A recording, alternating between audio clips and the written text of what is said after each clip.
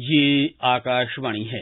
प्रस्तुत है कार्यक्रम सुर्खियों में। इसके अंतर्गत सुनिए केंद्रीय स्वास्थ्य सचिव राजेश भूषण के साथ आकाशवाणी संवाददाता डॉक्टर अरुण कुमार सिंह की विशेष बातचीत।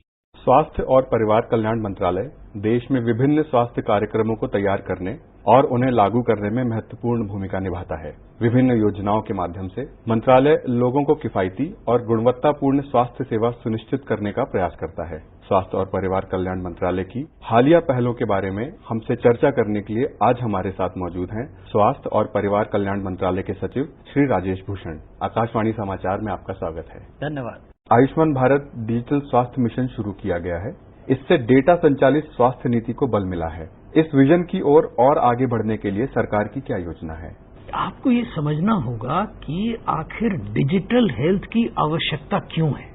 डिजिटल हेल्थ की आवश्यकता इसलिए है कि हम चाहते हैं कि डॉक्टर और मरीजों का समय बचे। आज आप देखें, अगर एक मरीज अपने गांव से किसी डॉक्टर के कंसल्टेशन के लिए जाता है तो उसमें समय भी लगता है, उसमें पैसा भी लगता है, और उस समय में वो मरीज कोई ना कोई काम कर रहा है तो उसकी जो रोजी रोटी है उस पर भी उसका असर पड़ता है। और हमारे देश में जो डिजिटल टेक्निक है उसका जो विस्तार हुआ है, चाहे वो आईटी सेवाओं के विस्तार के रूप में हो, चाहे मोबाइल, स्मार्ट मोबाइल और बेसिक फीचर मोबाइल उनके विस्तार से हो, या जो मोबाइल डाटा का मूल्य है, अगर आप उसको देखें तो विश्व का संभवतः सबसे सस्ता मोबाइल डाटा हमारे देश में, तो सारा अनुकूल वातावरण उपलब्ध है। उस अनुकूल वातावरण का लाभ उठाते हुए आयुष्मान भारत डिजिटल मिशन की घोषणा माननीय प्रधानमंत्री जी ने की। प्रारंभ में इसको केवल यूनियन टेरिटरीज में एक पायलट के रूप में संचालित किया गया। उसके बाद माननीय प्रधानमंत्री जी ने इसे पूरे देश में लोकार्पित किया और अब ये पूरे देश में संचालित हो रहा है। अब इसमें होता क्या है? इसके पीछे 3-4 महत्वपूर्ण चीजें हैं।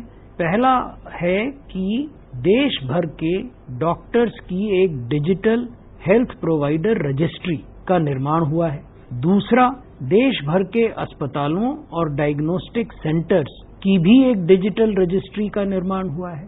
जो भी व्यक्ति इन डॉक्टर से, इन अस्पतालों से, इन डायग्नोस्टिक सेंटर से संपर्क करना चाहते हैं वो आसानी से संपर्क कर सकें, इसके लिए एक यूनिक हेल्थ आईडी का निर्माण हुआ है। और जितनी बार आप किसी डॉक्टर से संपर्क करते हैं या आप कोई मेडिकल प्रोसीजर करवाते हैं तो ये सारे डिजिटल रिकॉर्ड क्रिएट होते हैं और एक लंबी समय अवधि में किसी भी मरीज के ये जो डिजिटल हेल्थ रिकॉर्ड हैं इसके आधार पर एक लॉन्गिट्यूडनल हेल्थ रिकॉर्ड उसका बनता है। तो जब भी आप डॉक्टर के पास जाएंगे, आप डॉक्टर साहब को केवल अपना हेल्थ आईडी बताएंगे, वो अपने कंप्यूटर पे आपके हेल्थ आईडी को डालेंगे और फिर एक डिजिटल कॉन्सेंट आर्टिफैक्ट है, यानी बिना आपकी सहमति के डॉक्टर साहब आपके किसी भी रिकॉर्ड को नहीं देख सकते। तो वो डिजिटल कॉन्सेंट आर्टिफैक्ट का उपयोग करते हुए आप डॉक्टर साहब को अनुमति देंगे और वो आपके हेल्थ रिकॉर्ड्स को देख पाएंगे।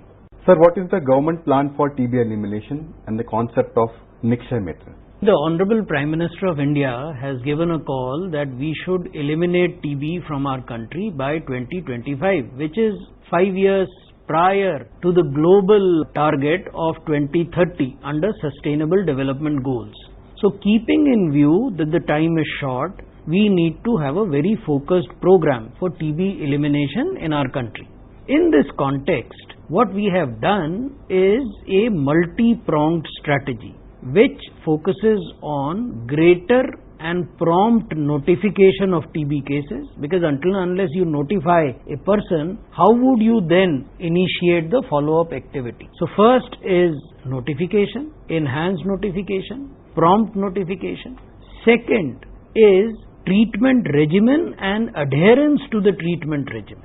Third is nutritious food to be given to TB patients through the Nikshay portal DBT mechanism. And last is to involve the community and ensure that the stigma associated with TB is removed so that people without hesitation come to the health facility and avail of the various options of treatment that are present. Now, in this context, To take community engagement to the next level, we are planning a Nikshay Mitra campaign under which corporates, public representatives, they could be MLAs, MPs, Panchayati Raj institutions, urban local bodies, public spirited citizens, NGOs, they can adopt either a family or a group of TB patients or TB patients in an entire block or in an entire district for various options. And these options are, they could give them additional supplementary nutrition, they could provide them vocational training, they could see that these people are adhering to the treatment protocol. So these are the multiple options which have been given. We are extremely satisfied with the enthusiastic response that we are getting from these potential Nikshay Mitras who are coming forward and getting themselves registered. And with this, we have all the reason to believe that with community participation, we will be able to achieve the target of elimination of TB by 2025. Blindness and visual impairment still remain a challenge, despite nearly 66% of cases being because of a preventive cause. What are the initiatives of the Government of India for control of blindness, especially in this era of COVID pandemic? The national program under different names for control of blindness or visual impairment, they started back in 1960s. Over a period of time, there have been structural changes in the program and the kind of facilities that we provide. Within this context, we are planning to launch a special campaign of 3 years, which would ensure that around 1,63 lakh cataract operations would be done across the country to restore sight in these patients, and to involve the district collectors in this campaign. So under this campaign, at the level of the district collector would prepare a plan which would involve a 2-step screening. The first step could be doorstep screening or at the PHC, that is primary health center, or the health and wellness center. The second step screening is confirmatory screening, which will happen at a higher health facility. Thereafter, the number of people who require such surgical procedures for restoration of their eyesight in a district would be fixed. And these people on a designated date will be called to the district hospital, and they would be provided options to either get their eye operation done at a private facility or at the government facility or at a facility being run by a non-governmental organization. But all these facilities are totally free of cost. Now, once this is done, then on the designated date, the operations will be done. Next day, these people will be discharged with a guidance note of what to do, what not to do, along with black spectacles and the requisite amount of medicine. And then they would be followed up by the field workers of our health apparatus consisting of ASHAs and ANMs. अक्सर सुनने में आता है कि स्वास्थ्य की बुनियादी सुविधाओं की कमी के कारण स्वास्थ्य योजनाओं का लाभ अंतिम पायदान पर बैठे आदमी तक नहीं पहुंच पाता। स्वास्थ्य मंत्रालय ने राज्यों को पब्लिक हेल्थ कैडर स्थापित करने के लिए दिशा निर्देश जारी किए हैं। इससे स्वास्थ्य के बुनियादी ढांचे में सुधार के लिए सरकार ने और क्या क्या कदम उठाए हैं?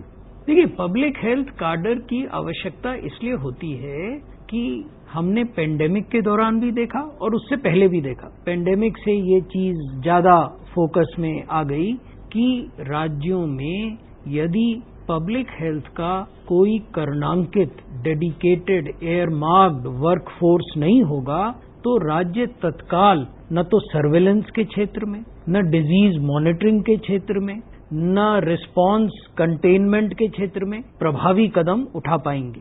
इसलिए जरूरी है कि एक पब्लिक हेल्थ कैडर का निर्माण हो। इस पृष्ठभूमि में भारत सरकार के स्वास्थ्य और परिवार कल्याण मंत्रालय ने एक विस्तृत दिशा निर्देश जारी किए, राज्यों सरकारों को दिए, संघ शासित क्षेत्रों को दिए, उनका प्रशिक्षण कराया।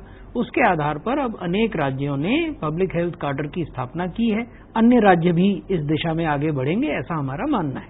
सर, अपना बहुमूल्य समय निकालकर आकाशवाणी समाचार से रूबरू होने के लिए आपका बहुत बहुत धन्यवाद।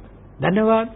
अभी आप सुन रहे थे केंद्रीय स्वास्थ्य सचिव राजेश भूषण के साथ आकाशवाणी संवाददाता डॉक्टर अरुण कुमार सिंह की विशेष बातचीत। ये कार्यक्रम आकाशवाणी के समाचार सेवा प्रभाग द्वारा प्रस्तुत किया गया।